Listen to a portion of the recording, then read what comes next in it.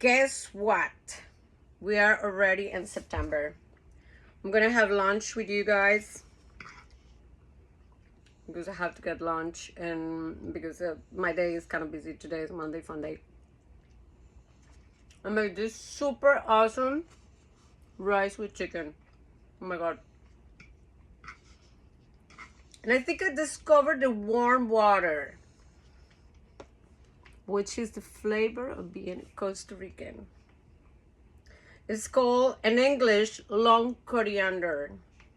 In Spanish, it's the well-known as culantro coyote, which should be, in English, the translation should be coyote, like, oh, coyote, cilantro.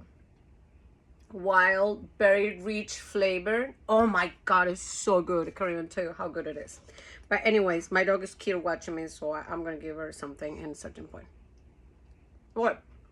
So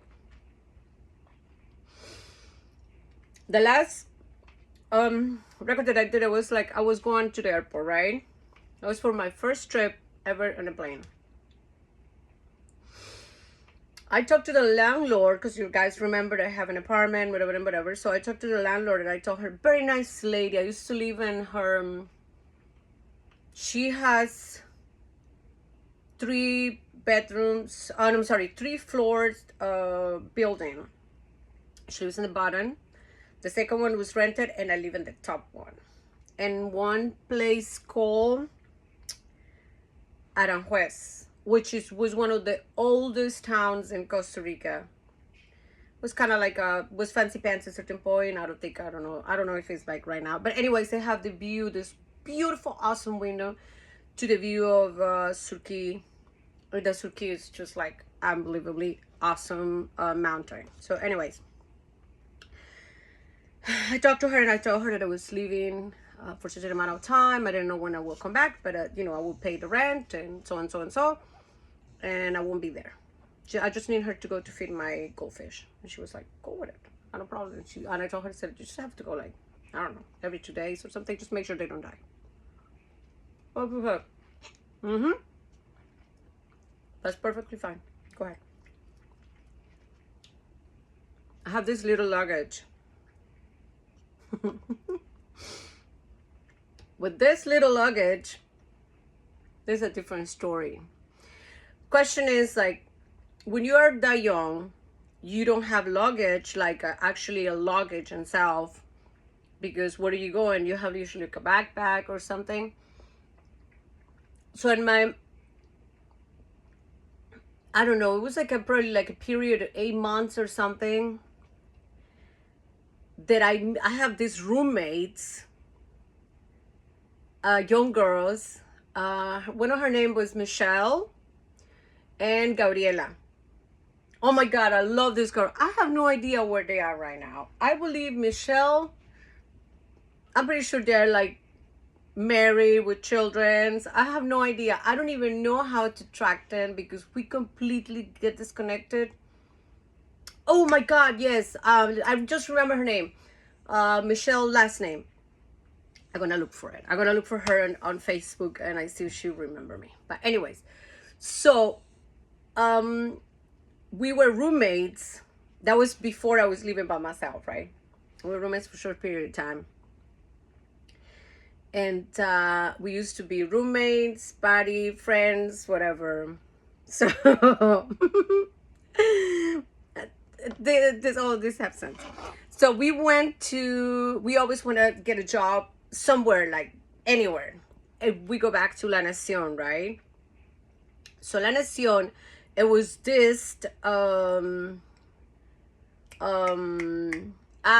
They were looking for waitresses to work here. This is a fucking true story. This is not a lie, and this is actually really, really serious. So it was this job to work in a karaoke bar. I have no idea what was a karaoke bar in that time, but it was in Japan. Yes, you hear it, Japan. And we were like, my god, we need to go to Japan. Fuck it. They're just asking for young women to go to Japan, whatever. So, make long story short, we went to the interview in for this job in Japan by the courthouse, and yeah, by the courthouse. And this rice chicken is fucking good. By the courthouse, and this guy help us out, give us all this you know, they look like actually serious thing, and they give us money. Well, we went to a few interviews, we passed it, the interviews. They just told us that we were going to work for these very nice people in Japan, that there was a, I remember that clearly, we need to call the owner of the business Papa Sam and the lady Mama San, was a husband and wife. They give us housing, and they will give us, we're just gonna go over there for 6 months, and then we will come back 6 months or whatever. That was way before the Kenneth Fleur de Lis Royal Caribbean offered, way before that. I was, like I said, in a short period of time, I don't know, it's just like 8 months or something. Yeah, I would say that. Yeah, something like that. So anyways, in this interview, so we passed, we are just waiting to for the, you know, waiting for the company that, because it wasn't only us, they're gonna take 20 girls, and we were the first 5 classified for this job. So the meantime, they give us these instructions that we need to learn Japanese. Anata. That's right. Irashaimase. Order desu ka? I don't fucking know. They just give us this they give us this manuscript. It's like a kind of manuscript. And you know what is so funny? I think I still have that back in Costa Rica. I have to go to look it into I have to go to look it into all my paperwork. I have tons of pictures. I got my entire life there in boxes and bags and luggages, whatever. So regardless, this is the best part. So they came over and they give us, I don't remember, I will say maybe $600. I don't remember, but it was good money at that time. They give us that so we can go shopping for dresses and luggage. Okay. In exchange, we have to leave our passports. So this is all connected, because, you know, people will ask, they already asked me, said, how do you have a passport before if you wasn't able to travel? But the reason why we get a passport to begin with, before Royal Caribbean or anything, it was because of this specific job. All right, so we're gonna be waitresses in a karaoke bar in Japan. We are non-English speakers or Japanese or whatever, but we are going. Fucking delicious. Anyways, they keep our passports. So my friend Gabriela came over and said to me, she's like, we have to go back. And I look at her and I said, why we have to go back? And she's like, because of the passport. They keep our passport. And they tell us, if you guys don't coming back, we gonna keep your passports. And I said, do you realize that we are actually Costa Ricans, that we live in this country, that we just go to report our passport as stolen and we don't have to go back there? Okay? She's like, what are we going to do with this money? I said, girl, we don't have refrigerator, stove, or nothing. I mean, we are fucking little girls. We're talking about, like, we were maybe 17 at that time. Yeah, that was 17. That's right. 17 years old. All of us. That's why. I remember. Now I remember. They were waiting for us to turn 18. That's what it was, because 18 is an older age. You're adult in Costa Rica, okay? I was 17. Oh my God, it's so interesting because I hear myself all the time, and I'm like, oh, I can't believe it. I go forgot about this story. What? So I was not the bright one of the bunch, but I was like the kind of one like no, I think we can invest this in something better. And I started to do a little digging about this company, but you couldn't do much because there was no internet. It was just the ad of the newspaper. And I remember that I went to La Nacion, and it has this office by, holy fuck, I forgot the name. God, yeah. It's like Plaza de la Cultura in the back or something like that. It was like what was the Omni Cinema? That's what it was. The La Nacion has like a little distribution office. And I asked about the ad. And the lady, very nice lady, she came over and she asked me, I said, what do you need to know? What's going on? I said, I need to know if this company is real. She just looked at me upside down. She said, do you apply for that job? And I said, yeah, I did. She said, did you get the job? And I said, yes, I did. When are you leaving? And I said, when I turn 18. And she was like, okay, overseas. And I said, yeah. She just told me, said, listen, the only thing that I do here is I, collect the people to come over to put ads in a newspaper, and I don't discuss it because that's what we get paid for. But if I were you, don't you think that's odd? Then she said to me, she's like, would they ask you in exchange? And I said, no, they just want me to, they take away our passport. No, they didn't take away, we just left the passport, but they tell us if we don't go back with the dresses and the luggage, like all the utilities and everything that we have, that we need, they're going to keep our passports. And then she said, did you sign any receipt? And I said, no, I didn't. And she was like, that sounds fishy. And I said, you think so? She said, yep. And then she looked at me. She's like, you're kind of young. I said, boy, yeah, I'm 17. She's like, no, I wouldn't do that. And then she was like, do you realize what is Japan? And I said, oh, somewhere in the world. She said, well, figure it out first. Then you don't speak the language. But, we're talking about, like, just a regular conversation, whatever. And I was like, So I left that place thinking, I was like, you know what? This lady might be right. This lady might have something. So I come over and I talk to the girls and I say, well, you know what? This is what we're going to do with the money. We're going to, oh, my hair grows. We're going to go to buy a refrigerator that we needed. A stove. No, we don't have one. And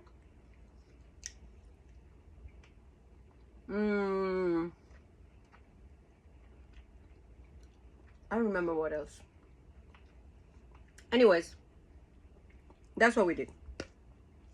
So we are talking to yes. That's just for picking my hair, pretty much. So we are talking to with this company. I call them up and I tell her that we are not going back. The guy get furious, and the guy said to me, he's like, you guys gonna lose your passport. He said, don't worry about it. We already report that to the cops, and we tell them our passport was stolen. And I said, I don't know why, but I think your company is fishy. 17-year-old. And I said, and he was like, I got your address. And it says like, loser, we don't live there. The address that we give, we don't live there. And then he told me, he said, but you have no idea who you're messing with. And I said, no, and we don't really feel like it having it either. Okay, you have a good day. Bye-bye. Hang up. Done. That's why I have that luggage. I remember it was like a purple color or something. So anyways, now we're going back to the airport. I'll go back to this story in a little bit because a few years going by And then this specific story of this job in Japan came out on the news. That's right, on the fucking news, man. Saved by the bell, pretty much. I'm actually gonna tell the whole story. I'm gonna wait a little bit for the play again. So anyways, a few years going by, we're talking about maybe 10. Yeah, something like that. I was on vacation in Costa Rica. I was working already on cruise ships for so many years. And I was watching the news. This human trafficking ring, it was get caught. They broke down this huge mess. There was women that was taken to Japan. Young women who were taken to Japan. And one of the guys who was involved in it, it was like 3 or 4 guys, big time lawyers and notaries or something. The office that we went, they actually posted a picture of the guy that I talked to. And how do they do it? It was very simple, just like the way that they did it to us. It seems like when we apply, they just start the business. And they didn't have enough how to hold the victims. Like, the mistake that they make with us was like give us the money and trust us, because they saw us. They said like these 3 dum-dums. They probably like whatever they see money like, oh my god, yeah, we need to come back, because they keep saying our passports. But in the meantime, I was like, we live in this country. Fuck you. You can hold my passport if you want to. That's fine. I'll just go and say that I lost it, which is true. And even if I go to the cops, if I say that you have it, you're going to be in deep shit. So when I mentioned the cops, that's pretty much when, like, he kind of like went down. And that was it. We didn't, he wasn't able to contact us or whatever. We just make sure they never went to that side of town. I mean, it was like, for us, it was really innocent. So what happened, it was like they took women to a karaoke supposedly bar. It was almost like really human trafficking, when they drug the girls and they just like let them sexually abuse and whatever. And those like really horror stories, like horror stories. Yeah, I say my life, and I need to keep eating, but I'm just getting caught up with the talk. So good. I would say how the mixed rice with chicken come out so perfect. Better than the one from the freaking Mercado Central. Yeah.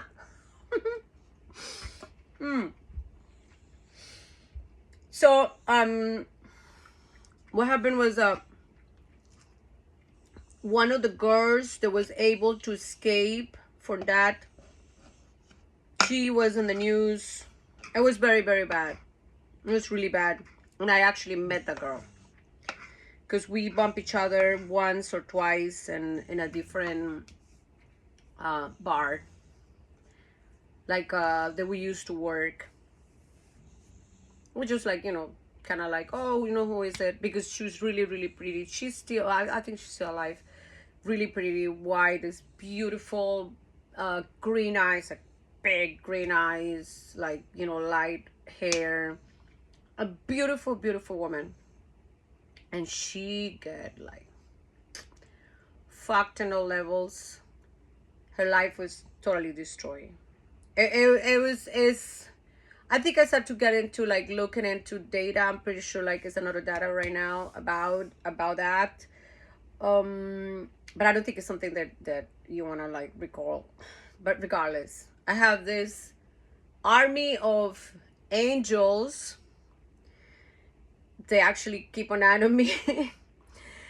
And I think it's the fact too, they read kind of a lot. So you question situations like, I don't think what you're telling me is true, because so and so and so. So people look at you and says like, this is just another idiot. And yeah, probably you're right, because you're talking to that other idiot. But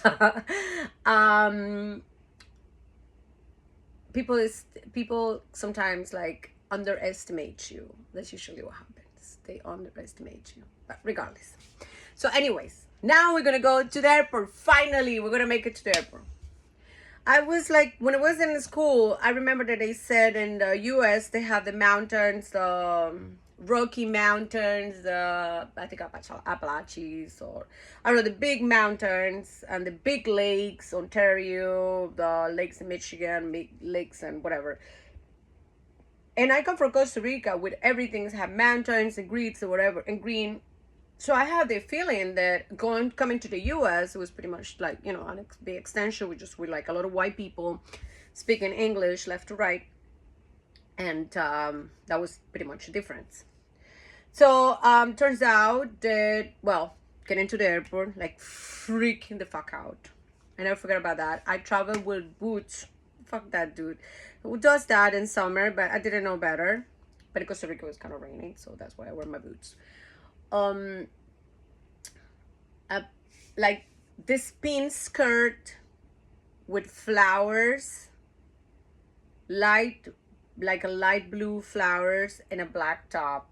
And I have a scarf. I'm so glad that I wore a scarf that day.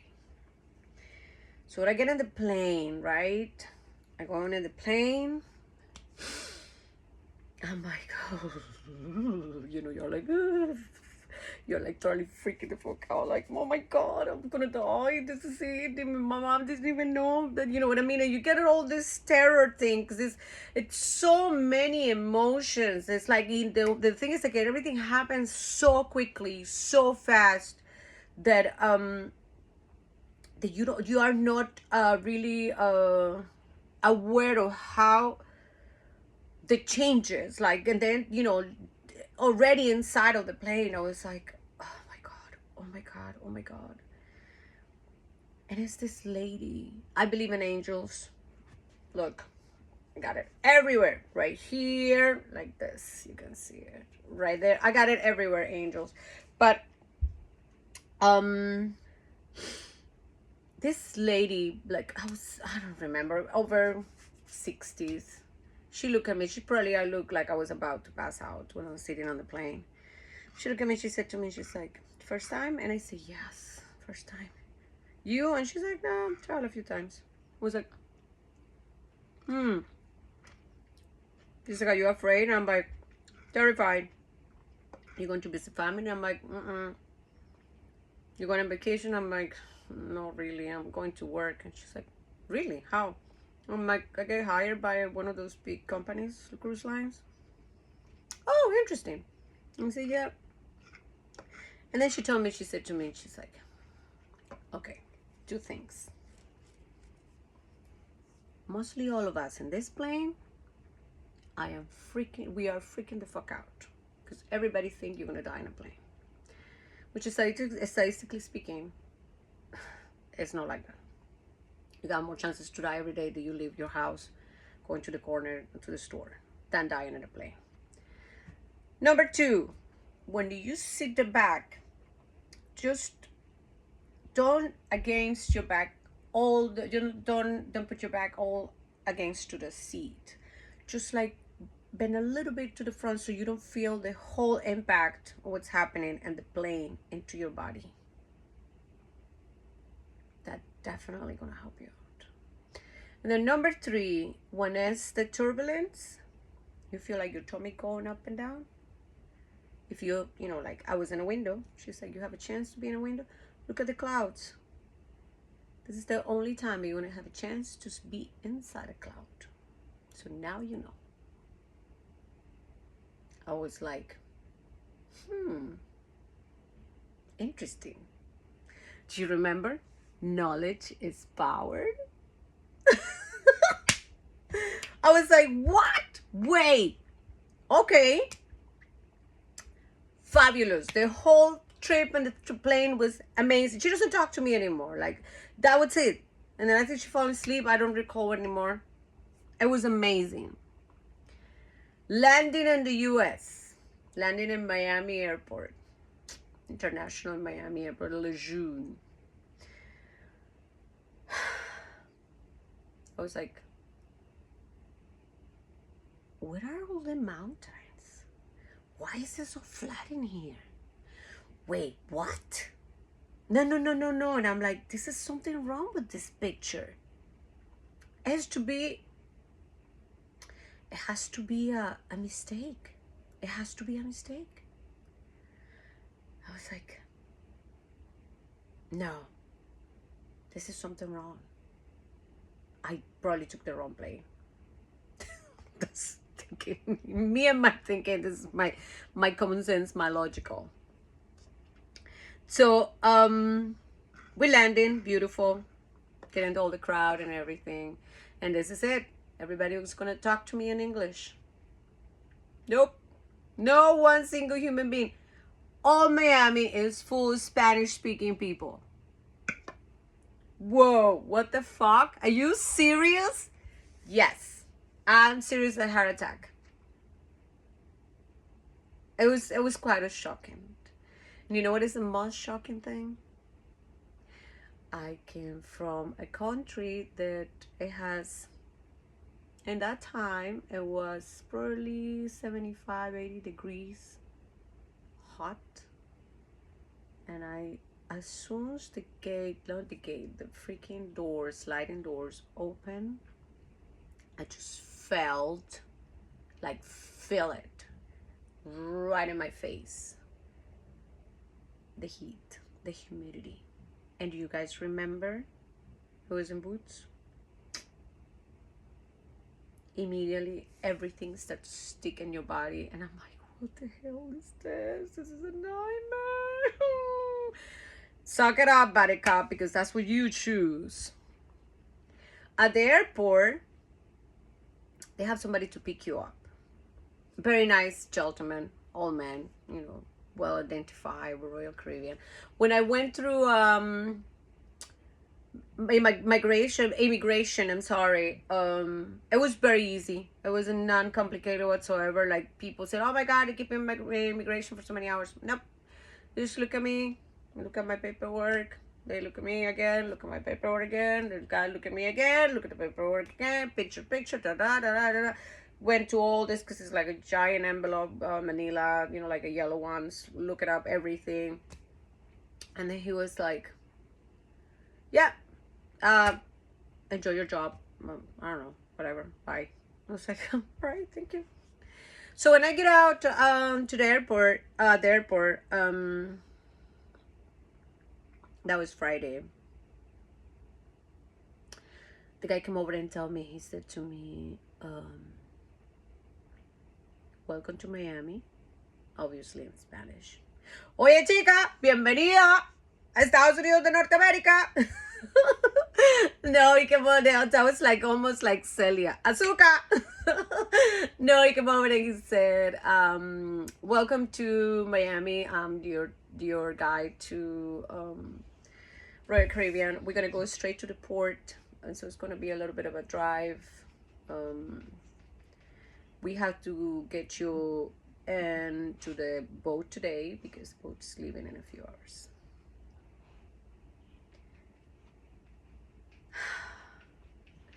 I was in one of those dreams that you have, but you don't know what's exactly happening, but you actually really, really like it, but you are terrified too. That will happen. And I'll tell you next time what happened when I saw what is gonna be my next. That was Stacy. I would tell you, Mommy, no haga eso. Oh, that was my dog. I would tell you next time what happened when I actually saw the ship. All right. Peace out, guys. Having a good week. Talk to you very soon.